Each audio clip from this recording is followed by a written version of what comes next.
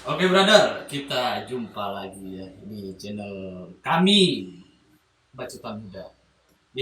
Kali ini kami mau sedikit beropini nih tentang pendapat mereka-mereka ini soal belajar daring atau dalam jaringan dan luring atau luar jaringan ya.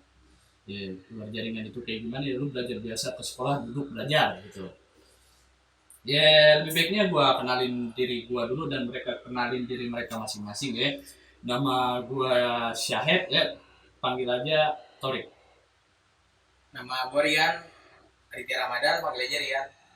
Nama gua Rio Bagus Kamudi, panggil aja Rio. Biasa. Nama gua Cesar Arifan. Panggil aja Cesar. Sip. Oke, dimulai dari siapa dulu nih? Oke lah, Bro Rian dulu ya. Bro Rian, gimana pendapat lu tentang belajar online atau daring? Menurut gue sih belajar online itu percuma sih jadi belajar online. Soalnya dari semester awal ya, semester 1 kan kita udah ngalamin belajar online. Hmm. Sama semester 2 itu gak ada perbedaan, sama aja isinya. Cuma yang dikasih ya tulisan, Iya. kita disuruh tugas suruh nulis, surat tugas isi soal tanpa adanya penjelasan. Jadi gimana caranya kita bisa ngisi 100% akurat atau 80% lah akurat untuk ngisi soal itu.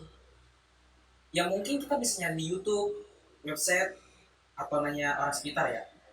Tapi misalnya emang kalau kita belajar ilmu tanpa adanya guru, ya itu kurang. Iya. Gak semua orang, gak 100% orang di dunia bisa belajar sendiri. Jadi harus ada yang namanya penjelasan, koreksi, butuh itu semua dalam sistem pembelajaran. Jadi bagi kurang efektif lah untuk belajar online itu. Oke. Gitulah pendapat dari Bro Rian ya. Katanya belajar online ya kurang efektif karena alasan-alasan tadi. Oke, ke Bro Rio deh. Pendapat lu gimana nih Bro Rio soal belajar online? Kalau menurut gua pribadi juga ya, sama sih kurang efektif gitu. Karena kita butuh penjelasan yang lebih luas gitu. Karena kalau kita belajar online, kita gak dapat penjelasan. Sama kayak yang tadi Bro Rian katakan, kita cuma ngisi soal, ya kayak suruh nyata terus dipak ke guru gitu. Nggak ada koreksi. Jadi kalau kita misalnya ngisi soal nih, cuma dapat ya misalnya nilai segitu, ya udah gitu doang gitu, kita nggak tahu yang mana yang salah gitu, terus penjelasannya gimana gitu. Apa isi yang Ya apa isi yang benarnya ya akurat gitu. Oke, gitulah pendapat dari Bro Rio ya soal belajar online ya. Menurut ini Bro Cesar, ya pendapat lu gimana tentang belajar online? Kurang gitu. Belajar Belajar gimana online. nih? Kalau belajar online tuh ibaratnya guru tuh nggak bisa ngejamah murid-muridnya gitu kan. Ibaratkan ini kita di kelas, ini guru. Itu aja kadang-kadang guru belum bisa ngejamah murid-muridnya kan. Misalnya guru ngajar deh. Simpelnya gitu kan MTK nih kan. Guru ngajar MTK gitu. Udah paham belum? Nah murid-murid di belakang tuh pasti ada yang belum paham gitu, belum kejamah sama guru gitu kan, belum sampai gitu ilmunya, apalagi belajar online gitu. Sedangkan belajar offline aja murid aja itu malas nanya ke guru kalau belum paham, apalagi belajar online gitu.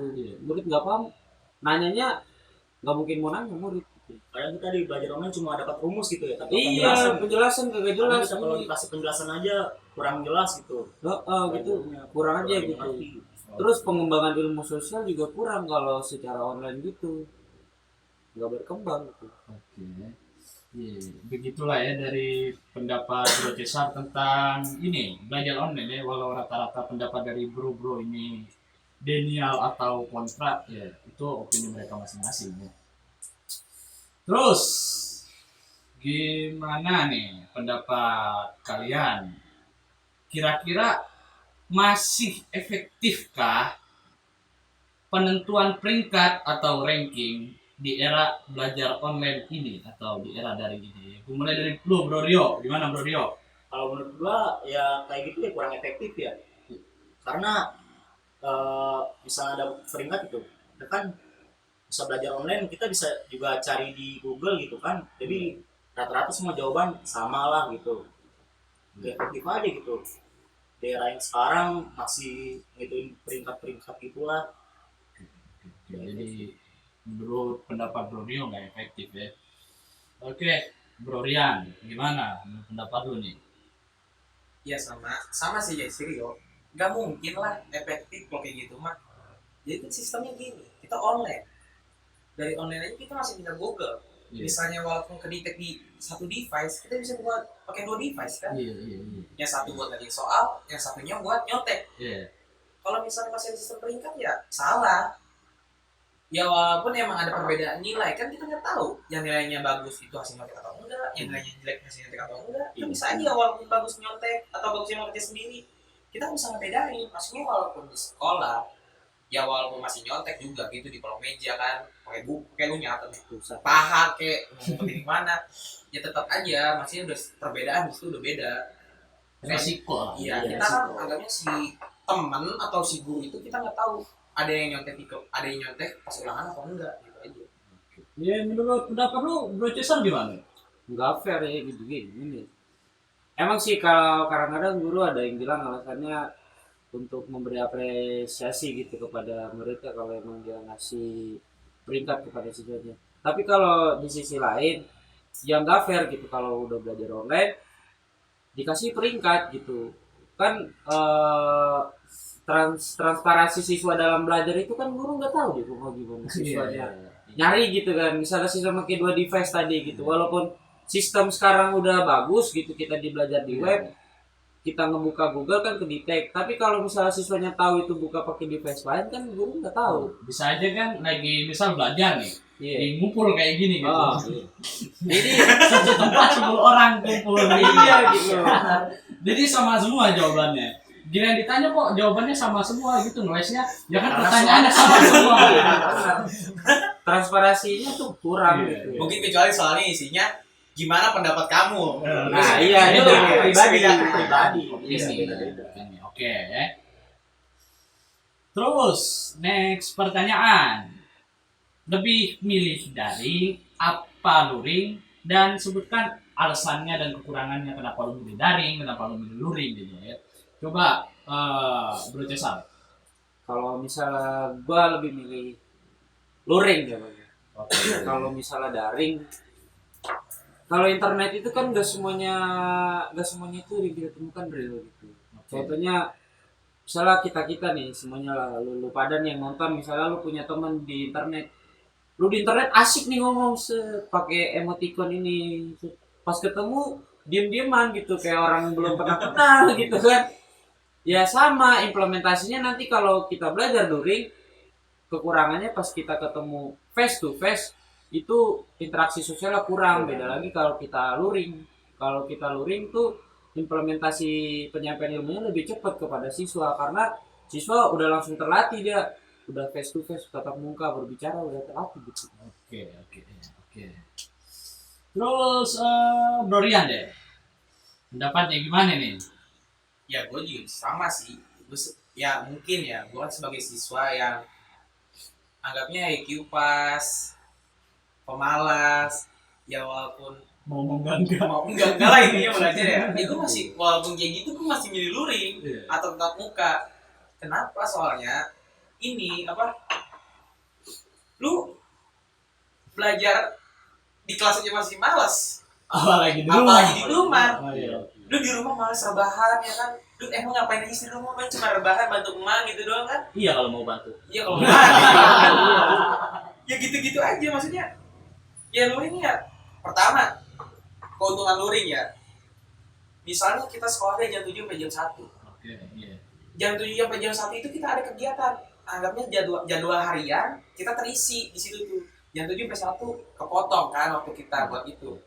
Coba misalnya kita dari jam 8 sampai jam 12. Jam 8 sampai jam 12 kita isi daring, padahal ini cuma rebahan. Baca buku kagak.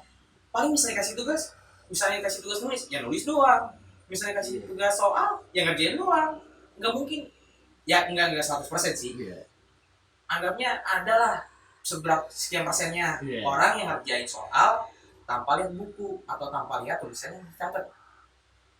Atau nyatet sendiri. Iya, intinya cuma double tap, table, Iya. table, tinggal scroll ganti search apa soalnya gitu doang. Jadi nggak terlalu berguna lah dari mah. Iya. Oke, menurut Bro Rio nih gimana nih? Ya kalau menurut gue juga sama ya kayak mereka berdua ya, lebih suka luring ya. Cuma kalau di masa pandemi kayak gini ya mau gimana lagi gitu. Kalau luring terlalu ini gitu, tingkat apa namanya Resiko tingkat ya. resikonya lebih tinggi daripada daring gitu. Tapi daring juga kurang efektif gitu masalahnya. Seperti apa ya? Misalnya kurang penjelasan dari guru atau bagaimana yang kayak tadi dijelasin lah. Cuman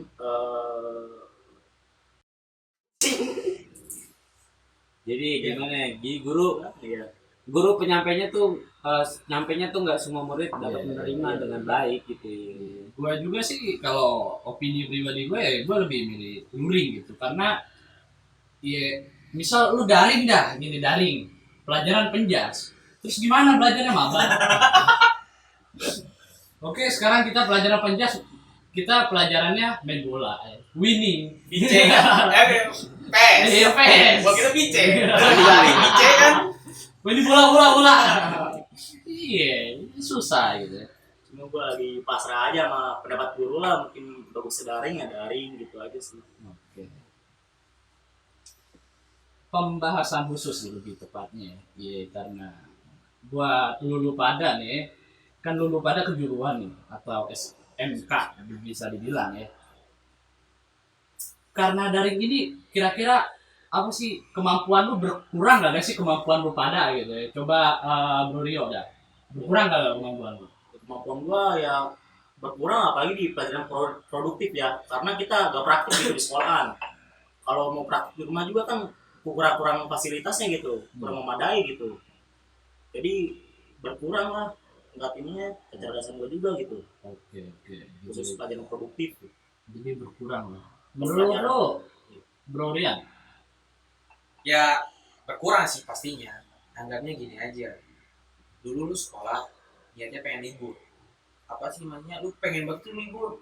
Karena apa? Karena lu capek, otak lu ditiban memori anggapnya memori otak lu diisi terus. Iya. Anggapnya HP aja makin lemot kan. Jadi lu butuh refreshing di situ kan. Nah sekarang bila udah libur, lu pengen sekolah. Buat lu tuh yang ngomong suka kayak gitu kayak kalau gimana ya, gue kesel aja gitu kalau misalnya lu dulu pengen pas sekolah pengennya libur, bila udah libur pengen sekolah. Gini ya guys, tahu kita libur juga ada batasan waktu. Maksudnya kita libur cuma buat refreshing otak doang. iya Lu libur selama ini 4 bulan ya buat orang-orang yang anggapnya sering baca kutu buku masih mending ya diisi ya. Iya. Buat kita yang malas-malasan gimana? gitu buat yang kutu kupret ini Ya boleh. bukannya gimana ya, gue tahu diri gue malas, gue tahu gue harus berubah sikap, cuma Iya. susah buat berubahnya tuh. Anggap kita sekolah itu berpaksaan. Jadi perandaian gini, udah libur lama-lama, otak lu udah fresh banget, terus tiba-tiba nggak ada timpahan ilmu lagi, anggap itu udah kosong. Ilmu tinggal ilmu kemarin doang.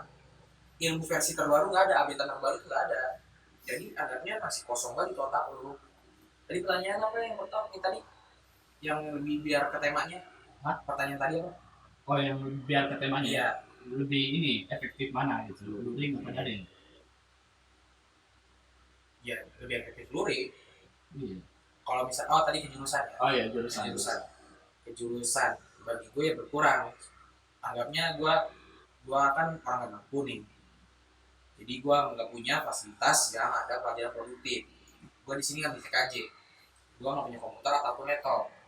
Kalau gue nggak ada salah satu alat itu, gue mau praktek di mana? Di TKJ kan mungkin ada beberapa pelajaran ya yang produktifnya. Ya gue nggak punya PC, gue nggak bisa ngebongkar. Gue nggak punya PC, nggak bisa ngedesain, nggak ada aplikasinya. Jadi ya menurut gue pasti skill kita ya bakal stuck di situ. Mungkin bukan stuck lagi, Hilang. Nurun. Hilang. Iya. Oke, begitulah. Oke, Bro Cesar, gimana pendapat lu nih Bro Cesar? Ada dua sisi yang berbeda ya. Oke, sih. Ada misalnya untuk mereka yang mampu mungkin bisa lah praktek gitu kan. Tapi kan nggak semua orang mampu gitu. Nggak semua orang punya fasilitas gitu. Terutama yang kejuruannya emang penting banget gitu yang namanya praktek gitu. Nggak mungkin kalau kita dari daring terus, kan nggak mungkin kita beli alat-alatnya mahal gitu. Contohnya untuk siswa-siswa yang kurang beruntung atau yang kurang mampu lah istilahnya kan, kurang fasilitas, pasti dia ngandelin dari sekolah dong gitu kan. Sekolah itu pasti dia ada nomor satu. Contohnya basicnya lah laptop, kan harganya 4 juta 5 juta lah gitu kan. Gak mungkin pandemi gini langsung beli laptop mendadak gitu, Benar. dicurigai tetangga gitu. Ekonomi lagi menurun kan. Iya, orang pasti Wah, ngepet nih. orang pasti mikirin makan dulu kebutuhan gitu. Benar. Contohnya kalau titik aja lah alatnya Lancaster itu berapa gitu. Untuk nyambung kabel Evo tuh lumayan mahal lah. Contohnya gitu. Intinya mah yang awal-awal aja lah dari isinya Iya. aja mahal. Bisa juga mahal. Nah, iya gitu. Ya kemungkinan emang bisa menurun karena emang butuh praktek. Ilmu itu perlu diasah. Ibaratkan pisau kan.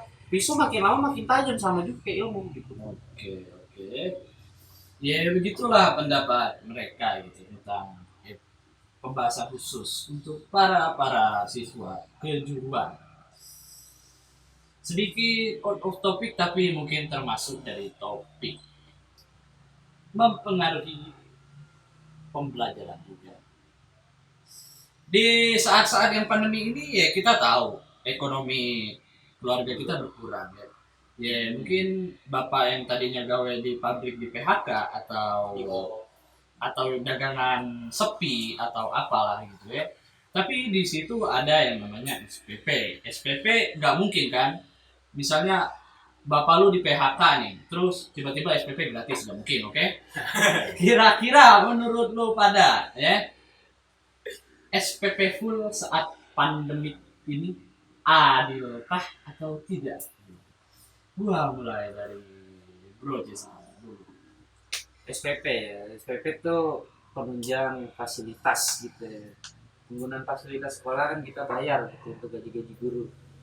Terutama sekolah swasta ya. Kalau sekolah negeri katanya udah dibayar kan ya. Sebutlah siapa gitu. Mau bawa nama orang nih. Kalau sekolah swasta itu emang wajib bayar SPP ya. Cuman kayaknya pemerintah atau sekolahnya gitu harus buat kebijakan gitu 50-50 atau berapa persen pengurangan. Ya sebenarnya realistis juga, seorang guru emang juga butuh duit gitu karena mereka juga punya keluarga atau orang tua yang dibiayai gitu kan.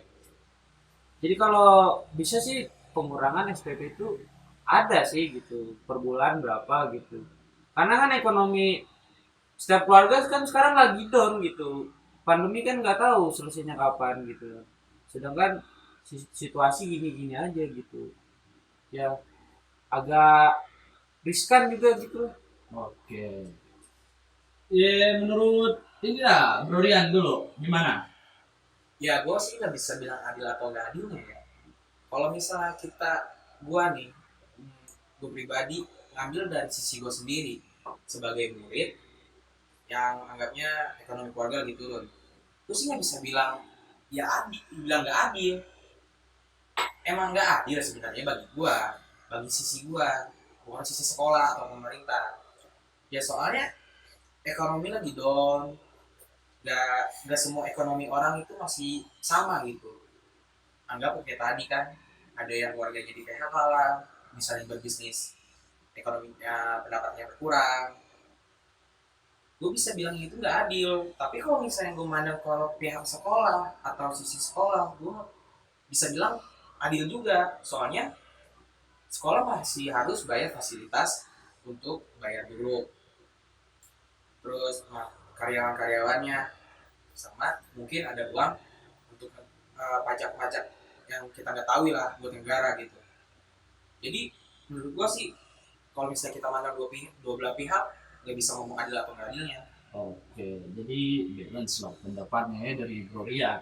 menurut inilah Bro Rio, gimana pendapatnya? Kalau menurut pendapat gue ya kurang adil ya. Benar kata Bro Rian tadi, misalnya ekonomi keluarga kita lagi turun nih, lagi sepi, lagi turun-turunnya nih. Cari uang buat makannya kadang susah gitu. Kalau bisa mah ikutin kebijakan kayak yang Cesar tadi bilang ya. Kalau ada pengurangan untuk bayar SPP ya boleh. Karena mereka juga butuh pengeluaran juga buat untuk membayar OB atau karyawan-karyawannya gitu. Oke. Jadi begitu ya pendapat mereka. Jadi rata-rata ya balance lah pendapatnya gitu, melihat dari kedua sisi gitu. Ya memang ekonomi benar-benar turun sih di saat pandemik ini gitu. Jadi kayak gimana ya? Ya gitulah. Bapak di PHK, dagangan emak sepi, ya mau gimana lagi ya? Kali mau maling motor tetangga gitu buat bayar SPP nggak mungkin juga gitu. Pertanyaan atau mungkin bisa dibilang pertanyaan terakhir. Pertanyaan sensitif ya. Ya bisa dibilang pertanyaan yang bisa bikin lu hilang dalam satu malam, bisa kak? Bisa bikin tukang nasgor ngebaris tuh satu komplek nasgor tuh semua di depan rumah lo ya. Oke, bisa pakai lama-lama pertanyaannya. Kan ada tuh aturan yang bilang daring itu bakal dipermanenin. Menurut gue lucu apa kagak, Bro Rian? Ya menurut gue ya lucu mah pasti. Soalnya ya anggapnya dari suara siswa ya, anggapnya ada nih perkumpulan 10 orang siswa ditanya kayak gitu, ya pasti paling yang ngejawab nggak lucu itu paling 2/10 lah. Itu yang Bapak DPR. Ya anggapnya gitulah ya. Oke. Intinya nggak bakal lucu kalau dipermanenin. Yang pertama dari semester awal aja kan kita udah pernah nyoba. Iya. Anggapnya beta lah, betanya kan, Kita tes. beta tesnya kan itu masih kurang, soalnya isinya masih belum lengkap. Cuma dikasih soal, kasih tugas buat nulis tanpa ada yang penjelasan, terus kita disuruh jawab soal itu untuk dicantumin ke nilai. Ya kan jelas nilainya juga, nggak mungkin jujur-jujuran, nggak mungkin bohong-bohongan ya kan.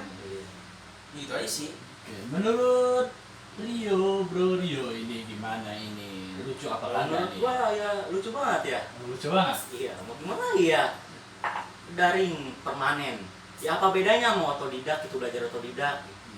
Ya, bedanya kalau daring dari sekolah ya kita dapat ijazah buat ngelamar gawe kerja. Kerja. Lanjut. Kalau otodidak kan nggak dapat apa-apa gitu. Maksudnya nggak dapat ijazah gitu. Tapi dia bisa dapat ilmu yang lebih universal gitu. Nah kalau dari sekolah ya pelajaran tentang ilmu sekolah gimana, tahu kan sendiri gimana. Ya gitu aja. Oke, menurut Bro Cesar nih lucu apa kagak? Gitu kan lu sering ngelawak orangnya. Iya, yang pastinya makin banyak kontra ya terhadap guru ya. Ya paling ntar ada komentar dari netizen. Buat apa bangun-bangun gedung sekolah terus daring dipermanenin, hancurin aja udah gitu. Bener aja Iya, ya. bener aja. Mending dibikin yayasan yatim piatu lebih bermanfaat, mungkin gak diganti gitu kan. Dibikin kos-kosan mungkin. Nah iya juga boleh, bisnis. Bisnis. Mungkin juga nanti banyak konten terhadap guru. Enaknya jadi guru cuma di rumah doang ngirim-ngirim file kerja dapat duit nggak capek gitu.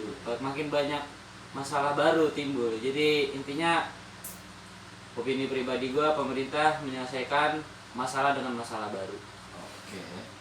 Masalah baru ya menurut pendapat gua pribadi. Ini opini loh, pendapat gua pribadi. Gua bukan mau mempengaruhi orang-orang gitu. Janganlah kau kirim itu intel ke depan rumahku ya. Iya. Ya seperti yang katakan tadi itu semuanya emang fakta gitu. Mulai dari gedung sekolah dan lain-lain gitu ya. Itu juga mempengaruhi sosial dan public speaking bisa dibilang.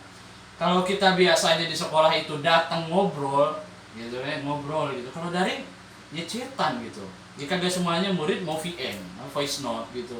Nggak mau semuanya murid mau teleponan, enggak. ya kurang aja sosialisasinya. Jadi ya seperti itu, pemerintah menyelesaikan masalah dengan masalah lagi, ya gitu aja terusnya, nyari-nyari masalah gitu ya, kayak Bang Jago. Oke, mungkin itu memang pertanyaan terakhir ya. Sisanya pesan-pesan atau saran dari anda semua ini ya. Bro Rian, saya butuh pesan-pesan dan saran-saranmu ya. Sebelum saya ngasih saran, tolong ya dimengerti saran saya. Kalau misalnya salah tolong dikoreksi. Di sini saya ngomong sebagai siswa. Mungkin saya pemikirannya masih rendah, masih cetek gitu. Intinya saya masih mikirin ego, tapi ini opini saya sendiri gitu. Buat ngasih saran, mungkin ya bakal jadi lebih baik atau lebih buruknya nilai kalian aja itunya. Saya saranin, pertama, buat masalah masuk sekolah, buat pemerintah kalau misalnya mungkin bingung ya, bukan takut, bingung buat mau menangin pihak yang mana, pihak yang setuju masih buat sekolah dalam fase pandemi ini atau yang masih pengen di rumah aja. Iya. Saran saya sih mendingan pemerintah lebih ngasih buat ke sekolah aja gitu, nyerahin ke sekolah aja. Jadi ntar sekolah tinggal bikin surat perjanjian sama orang tua murid. Di dalam perjanjian itu misalnya ada yang terpapar COVID atau virus lain mungkin, atau meninggal karena virus gitu. Jadi misalnya kalau orang tua itu setuju, tanda tangan di atas materai biar lebih jelas di hukumnya kan. Kalau nggak setuju ya nggak usah tanda tangan dan beri alasan lah kalau bisa mah.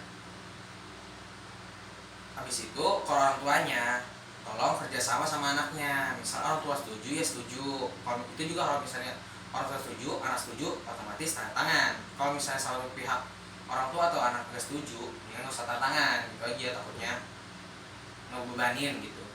Oke. Terus oh iya, kan kalau misalnya udah tanda tangan itu kan lebih enak.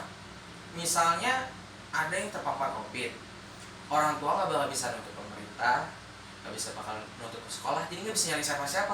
Itu kan udah perjanjian ya, jadi otomatis salah dia udah ngizinin atau salah anaknya yang mau sekolah gitu aja.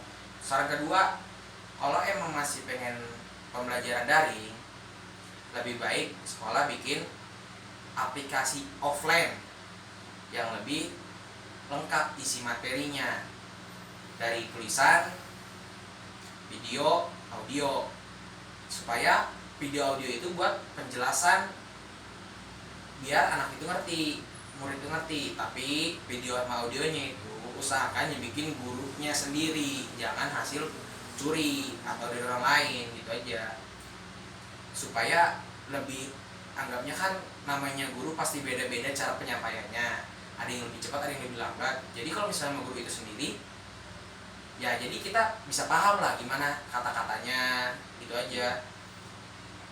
Intinya itu saran dari saya ya. Kalau misalnya salah tolong dikoreksi, kalau misalnya benar ya tolong didengarkan atau disampaikan ke pihak yang lebih wajib mendengarkan saran-saran masyarakat lah. Oke. Itu seperti yang dikatakan Bro Rian ya, saran dan pesannya. Bro Rio, adakah saran dan pesan-pesannya? Kalau dari gua ya saran belum ada sih ya, karena gua juga masih murid yang kurang ilmu gitu ya. Tapi gue setuju sama saran yang dikasih Rian gitu, tentang tadi pertandatanganan gitu, surat perjanjian ya gitu. Oke. Bro Cesar, ada saran dan pesan-pesan mungkin? Ya untuk pemerintah ya, ini pemerintah harus lebih bijak ya, mengambil jalan ke depan itu nggak sepele kayak gini gitu kan. Ya ini masalahnya nasional gitu, karena emang ini dunia gitu, wabah gitu. Tapi pemerintah nggak langsung gegabah gitu bilang wacana dipermanenkan gitu gini, karena wacana aja itu udah bikin nimbulin masalah baru gitu. Komentar-komentar dari netizen itu kan pedas gitu. Mungkin timbul masalah baru juga gitu. Bikin orang juga mikir, oh gimana nih, makin pusing ya. Mungkin pemerintah, seluruh elemen masyarakat, instansi lembaga dan lain-lainnya gitu harus bisa bekerja sama gitu. Terutama pemerintah gitu harus lebih bijak dalam mengambil keputusan untuk melangkah ke depannya gitu. Harus lebih baik gitu, enggak sembarangan, karena ini negara gitu, bukan tongkrongan ya gitu ya. Ya ini disclaimer, ini cuman opini pribadi. Oke, begitulah pendapat mereka masing-masing. Kalau dari gua sendiri sih wabil khusus untuk ya pertanyaan yang tadi itu yang kata ini ya, wacana permanen apa tidak itu gimana ya? Namanya juga wacana, itu niat loh. Bukan cuma rumor atau hoax gitu bisa dibilang ya. Ya kagak bagus kayak gitu sebenarnya ya, karena memang seperti fakta di jalanan, sekolah bukan tentang matematika ataupun fisika, tapi kadang di situ harus mengedepankan yang namanya etika gitu. Ya, jadi janganlah menuju Indonesia Lab atau lain-lain lah. Oke. Sedikit disclaimer dari kami ya, mungkin ada nih abang-abang atau mbak-mbak sekalian ya gitu bertanya gitu, ini masih muda kok ngomongnya udah tinggi banget gitu. Gini aja dah mbak, mati nggak nunggu tua, ngisi bensin nggak nunggu bensin lu habis gitu. Makan ya tuh lapar. Iya, makan nggak nunggu lu lapar ya. Kalau lu mau makan ya udah makan. Kalau lu mau ngisi bensin ya. Ya kalau mati ya bisa aja dibunuh atau itu takdir Tuhan ya, gua nggak tahu. Jadi ini cuman opini kami pribadi gitu. Opini kami pribadi, nggak niat menghasut, nggak niat mengajak ataupun sejenisnya gitu ya. Kalau suka video ya like, nggak suka dislike, punya opini tulis di komentar. Kalau suka sama konten kami silahkan subscribe. Oke, terima kasih.